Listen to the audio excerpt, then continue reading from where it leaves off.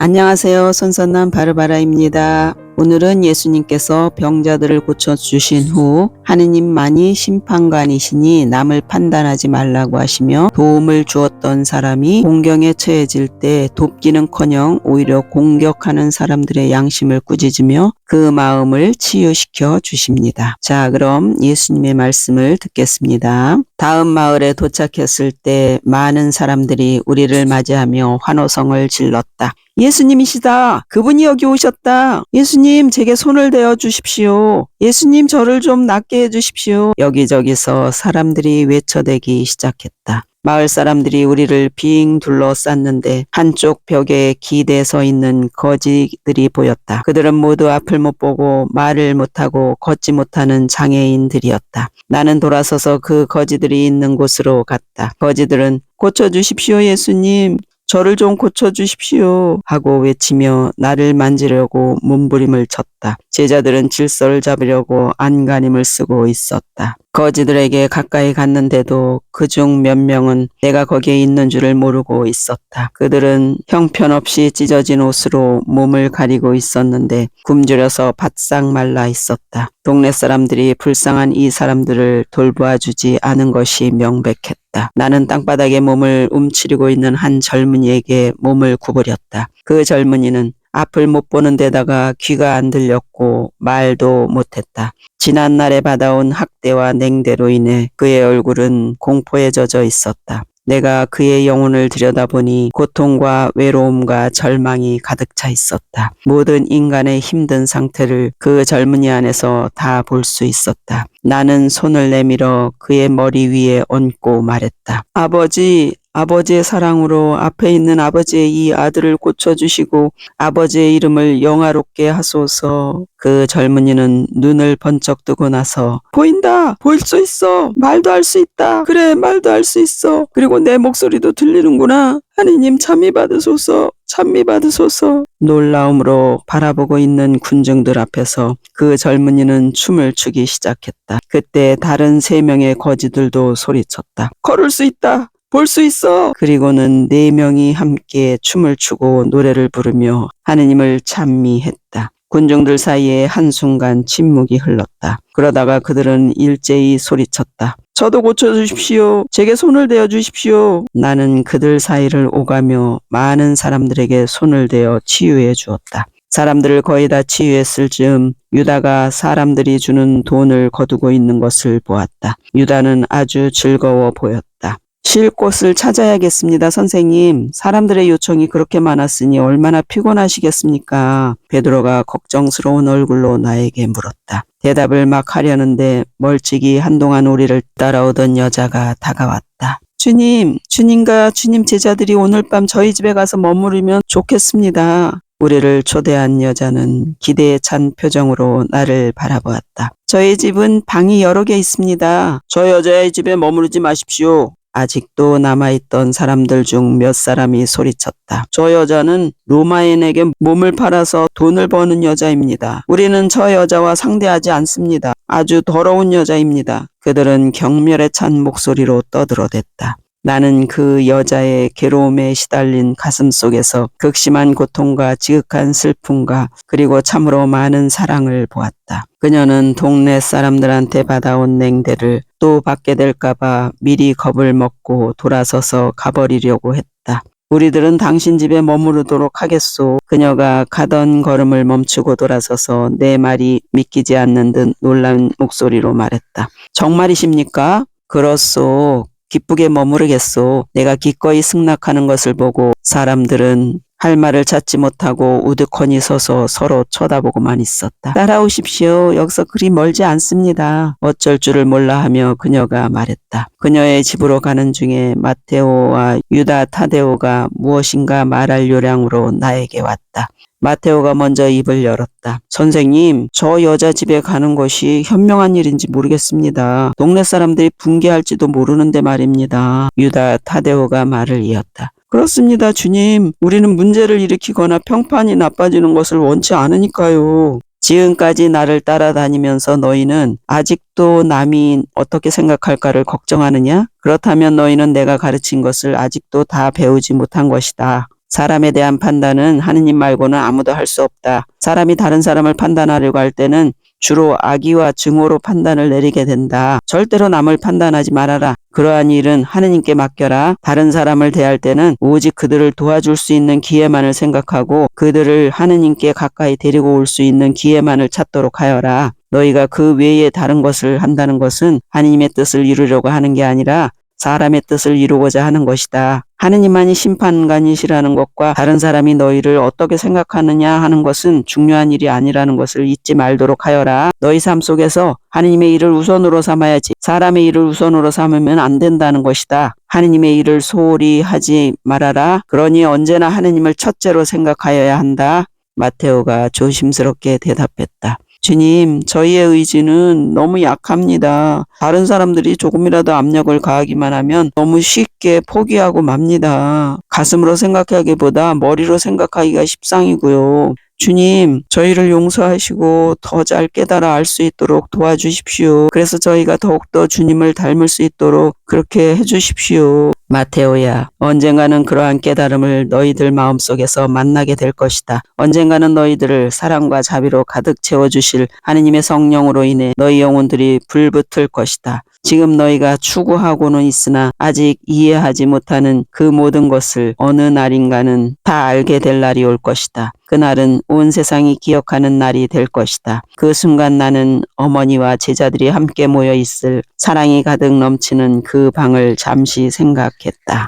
우리는 그 여자의 집에 도착했다. 집으로 가는 길에 자기 이름을 유디트라고 말한 후에는 더 이상 아무 말도 하지 않았다. 그녀의 집은 높은 벽으로 둘러싸인 큰 집이었다. 그녀를 맞이하기 위해 대문으로 나온 두 하녀가 우리를 안내했다. 마음을 편하게 가지십시오. 이 집은 바로 여러분의 집입니다. 유디트의 안내를 받으며 우리는 큰 방으로 들어갔다. 제자들은 짐꾸러기를 하인에게 주었는데 유다만은 자기 가방을 절대로 건네주지 않으려고 했다. 그 가방 속에는 사람들이 우리에게 준 기부금이 들어 있었기 때문이었다. 부엌으로 간 유디트가 하인들에게 하는 말이 들려왔다. 제일 좋은 음식을 장만하고 가장 좋은 포도주를 꺼내라. 특별한 손님이 오셨으니 최선을 다해 대접해드려야 한다. 저 손님들을 기쁘게 해드리고 싶구나. 하녀들 가운데 하나가 말했다. 그렇지만 지금 우리는 음식이 조금밖에 안 남았다는 것을 아시잖아요. 머지않아 아니면 뭔가를 또 팔아야 청구서를 지불할 수 있을 텐데요. 무엇으로 저분들을 대접해야 할지 모르겠어요. 빵도 조금밖에 없고 우유도 조금밖에 없는걸요. 포도주는 아예 없고요.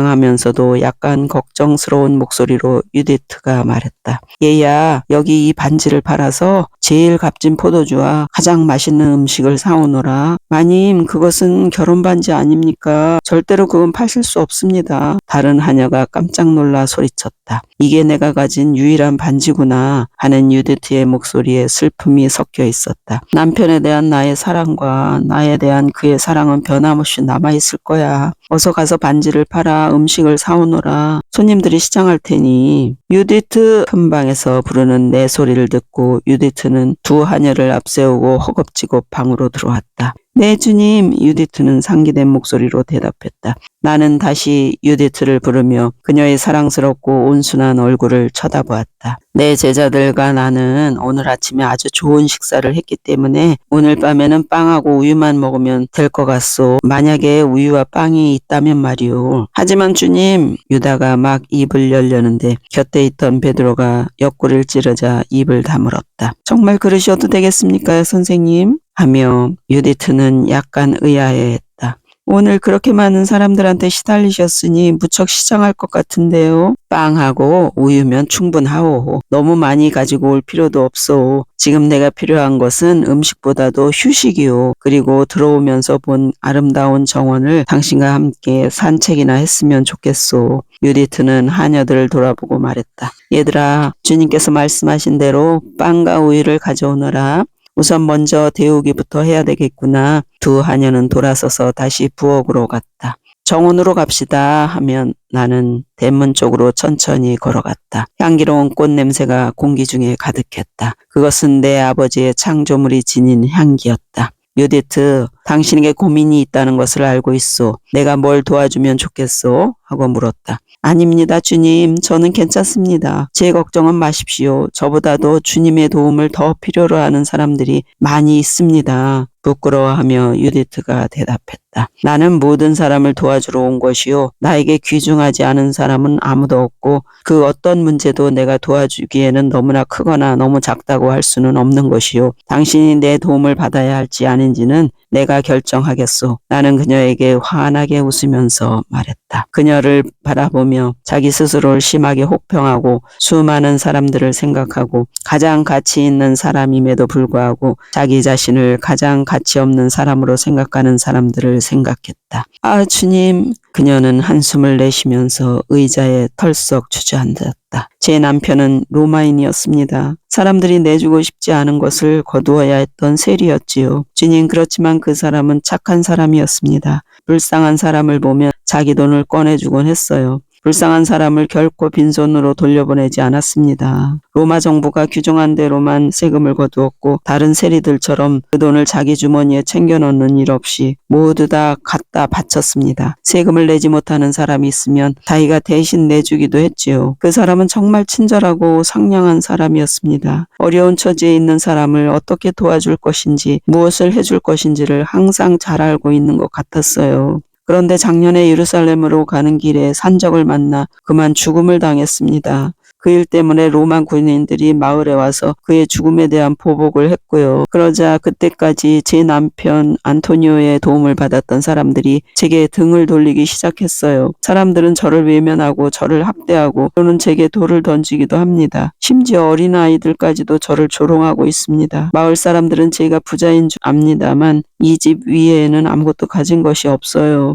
제 남편이 살아있는 동안에 우리가 가진 모든 것을 사람들에게 나누어 주었기 때문입니다. 이젠 제 아들조차도 여동생 집으로 보내야 했습니다. 주위 아이들에게 매를 맞기 일쑤라서 말입니다. 남편과 아들 생각에 가슴이 미어진 유디트는 흐느끼기 시작했다. 제게 남은 유일한 친구는 두 하녀들인데 그들조차도 사람들에게 학대를 받고 있어요. 그러니 그들이 얼마나 더 오래 제 곁에 남아있어 줄지 모르겠습니다. 서름이 북받치는지 그녀는 몸을 심하게 떨면서 흐느꼈다. 유디트, 나는 그녀를 팔로 감싸주면서 말했다. 당신은 착하게만 살려고 했는데 왜 이렇게 나쁜 일이 계속 일어난지 의문이 들 때가 있을 것이요. 그것은 당신이 착하고 아름답기 때문에 악마가 당신을 파멸시키려고 하는 것이요. 악마는 당신의 가정과 친구들을 공격할 뿐만 아니라 바로 당신 자신도 공격하는 것이요. 악마는 온갖 수단을 다하여 착하고 아름다운 것을 파괴시키려 하고 있어. 때로는 악마가 다른 사람들을 충동질하여 그들이 질투하고 분노하고 원한을 품게 만들기도 하는 것이요. 당신이 베풀어준 그 모든 고마움을 사람들이 잊어버린 것은 악마가 그들을 소경으로 만들어버렸기 때문이요. 나는 당신 남편이 착한 사람이었다는 것을 잘 알고 있어. 그리고 당신의 영혼이 친절하고 온화하고 사랑스럽다는 것도 알고 있어.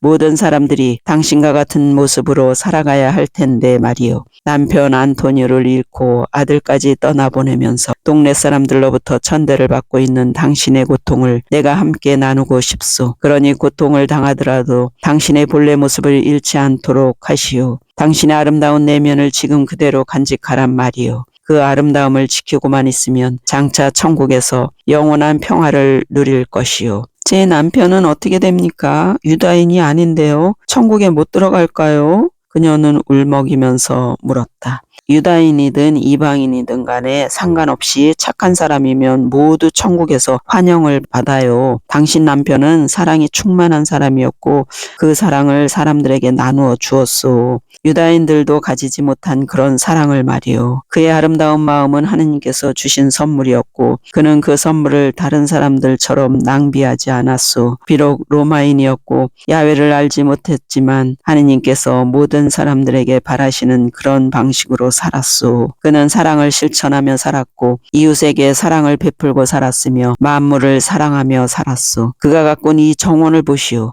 얼마나 아름답소. 그가 당신에게 이렇게 말하지 않았소? 세상에 이렇게 아름다운 꽃들이 있는 것을 보면 우리를 사랑하시는 창조주 하느님이 계신 것은 틀림없는 사실이요. 그렇지 않다면 어떻게 이런 기쁨을 우리에게 주시겠소? 그가 한 말을 보더라도 그는 하느님을 알았던 것이요. 유디트는 놀라서 자세를 똑바로 세우며 물었다. 제 남편이 그렇게 말한 것을 어떻게 아셨습니까? 그 말을 들은 사람은 저 혼자였는데요. 나는 알고 있소. 이제 당신의 삶이 점점 나아질 것이라는 것을 아는 것처럼 말이요. 유디트는 나를 쳐다보며 그 말이 무슨 뜻일까 하고 생각했다. 우리는 집 안으로 들어갔다. 빵과 우유가 놓여있는 탁자에 둘러앉아서 기도를 하고 식사를 하였다. 식사가 끝났을 때 유다가 말했다. 주님, 너무 피곤해서 지금 잤으면 싶은데요. 내가 대답하기 전에 유디트가 말했다. 침대가 준비되었으니 주무시고 싶으면 잠자리에 드셔도 됩니다. 방에 있는 다른 제자들을 보니 밤새도록 걸었고 또 군중들을 통제하느라고 모두들 지쳐 있었다. 나는 우리를 기다리고 있는 편안한 잠자리에 대해 하느님께 감사했다. 정원에서 들려오는 새소리와 집안 가득 풍기는 달콤한 꽃향기에 잠을 깼다. 안토니오는 정원을 잘 가꾸었고 좋은 위치에 정원을 잡아서 아침 미풍에 실린 꽃향기가 집 안으로 들어오게 해놓았다. 나는 밖으로 나가 정원을 거닐면서 눈을 감은 채 아버지께 기도했다. 얼마 후에 제자들이 속삭이는 말소리가 들려왔다. 묵상하시는데 방해해도 될까? 아니야. 그냥 묵상하시도 놔두는 게 좋아. 나는 아침 내내 정원에 있었고 오후가 되어서도 계속 머물러 있었다. 혼자가 되어 아버지와 함께 있는 것이 평화스럽고 행복했다. 집 안으로 들어갔을 때 베드로와 요한과 야고보만이 나를 기다리고 있었다. 야고보가 먼저 말했다. 주님께서는 오랫동안 정원에 계셨습니다. 그렇다, 야고보야. 아버지와 함께 쉬고 있었다. 주님, 이제 회당에 가시겠습니까? 베드로가 무료한 표정을 하고 물었다. 지금 가려고 한다. 그러나 먼저 주인 여자에게 할 말이 있다. 그러자 요한이 기다렸다는 듯이 대답했다. 주인은 하녀들과 함께 자기 소지품을 팔러 시장으로 갔습니다. 어서 시장으로 가야겠다 하면서 서둘러 문을 나서자 제자들도 황급히 뒤를 따랐다. 시장으로 가는 길에 사람들이 우리를 따라왔다. 어떤 사람은 조용히 따라오고 어떤 사람은 소리쳤다. 예수님, 제게 손을 대주십시오. 우리가 시장에 도착하자 많은 군중이 우리를 둘러쌌다. 베드로와 야고보와 요한은 내가 지나갈 길을 만드느라고 사람들을 밀어내고 있었다. 우리는 유디트와 하녀들이 물건을 팔고 있는 곳으로 갔다. 유디트는 나를 보자 당황하여 주님 하고 외마디 소리를 내고는 어쩔 줄 몰라 했다. 그래, 많이 팔았소? 음식을 살 만큼요. 하녀가 대답했다. 유디트, 얼마 되지 않은 소지품을 이제 더 이상 팔지 말고 그냥 가지고 있으시오. 그렇지만 저 여자는 큰 집을 가지고 있습니다. 누군가가 소리쳤다. 그렇습니다. 저 여자는 많은 것을 가지고 있습니다. 로마인에게 시집갔거든요. 이번에는 다른 사람이 소리쳤다. 나는 군중을 향해 돌아서서 말했다. 좋습니다. 그런데 여러분 중에 저 여인의 남편한테 도움을 받았습니까? 거기 있는 당신이 아무것도 가진 것이 없었을 때 그가 먹을 것을 주었지요. 그리고 당신의 아이들을 위하여 그가 당신에게 옷을 갖다 주었잖아요. 그리고 당신이 세금을 낼 돈이 없었을 때 그가 대신 세금을 내어주지 않았습니까? 그는 여러분 모두에게 정말 많은 일을 해주었습니다. 그런데 여러분은 과부가 된 그의 아내를 지금 어떻게 대하고 있습니까? 생전에 그는 불쌍한 유다인들을 수없이 도와주었습니다. 그가 로마인이었는데도 말입니다. 어제 나는 이곳에서 불쌍한 거지들을 많이 보았습니다. 그리고 유다인인 여러분들이 같은 민족인 그 불쌍한 거지들을 어떻게 대했는지를 보았습니다. 군중들은 조용해졌다. 어떤 사람은 고개를 들지 못하고 눈을 아래로 내리깔고 있었다. 하느님의 선택된 백성이라고 자부하는 여러분은 돌덩이같이 굳어버린 가슴만 남아 있습니다. 하느님께서는 사랑하라고 가슴을 주셨지만 나는 이곳에서 사랑을 실천하는 가슴을 찾아볼 수가 없습니다. 그 가슴은 바로 죽은 로마인만이 가지고 있었습니다. 그 로마인은 하느님께서 바라시는 대로 사랑하며 살았습니다. 군중들의 불평소리가 조금씩 들리는 가운데 한 사람이 큰 소리로 말했다. 그렇습니다. 그 사람은 좋은 사람이었습니다. 저를 도와주었습니다. 다른 사람이 말했다. 저에게도 잘해주었습니다. 제 집사람이 병들었을 때 약을 갖다 주었거든요. 그 사람은 제 아이를 도와주었습니다. 또 다른 사람이 소리쳤다. 많은 사람들이 안토니오가 베풀어준 고마운 일들을 말했다. 한 남자는 유디트 앞에 와서 무릎을 꿇고 말했다. 당신 남편이 나를 감옥에서 풀어주고 채찍질해서 구해주었어요. 당신을 돕고 싶습니다. 어떻게 도와드리면 될까요? 내가 군중들을 진정시키기 위해 손을 들어 올렸을 때 유디트는 눈물을 흘리고 있었다. 이제 여러분은 그 사람이 얼마나 좋은 사람이었는지 모두 기억합니다. 그의 부인을 사랑과 존경으로 대하십시오. 그녀는 그런 대우를 충분히 받을 만합니다. 많은 사람들이 유디트에게 다가와서 그녀를 감싸주며 용서를 청하고 있었다. 유디트는 그럼요, 물론이지요 하면서 웃고 우느라 바빴다. 나는 베드로와 요한과 야고보에게 돌아서서 말했다. 자, 제자들을 모두 불러서 짐을 챙기자. 떠날 때가 되었다. 이곳에서 베풀어야 할 치유는 끝났다. 우리는 군중들 가운데에서 한 사람씩 살짝 빠져나와 유디트 집에서 만났다. 베드로가 집에 있던 다른 제자들에게 시장에서 있었던 일을 이야기해 주고는 떠날 준비를 하라고 말했다. 그 마을을 떠나 길을 가면서 바르톨로메오가 말했다. 떠나기 아쉽군. 참 편안한 침대였는데. 바르톨로메오가 얼마나 잠자기를 좋아하는지 생각하며 나는 미소를 지었다. 선생님, 시몬이 말했다. 유디트는 괜찮을까요? 그럼 괜찮을 것이다. 이웃 사람들의 가슴을 덮고 있던 어두움이 거두어졌으니 말이다. 그녀는 사랑받을 자격이 있으니 끔뻑 사랑을 받을 것이다. 시몬은 계속해서 말했다. 그 남편이 베풀어준 은혜를 사람들이 어쩌면 그렇게 잊어버릴 수 있었는지 이상합니다. 내적으로 약한 사람들이 마귀로 인하여 그들을 눈멀게 만들도록 허락했기 때문이다. 좋은 것을 보지 못하는 눈머름이었고 증오와 분노로 행동하는 눈머름이었단다. 악마가 만든 눈머름이었지만 사랑으로 치유될 수 있는 것이었단다. 네, 오늘은 여기까지입니다. 오늘도 우리는 많은 것을 배우게 되었지요. 판단하지 말고 사랑하며 삽시다. 여러분 행복하세요.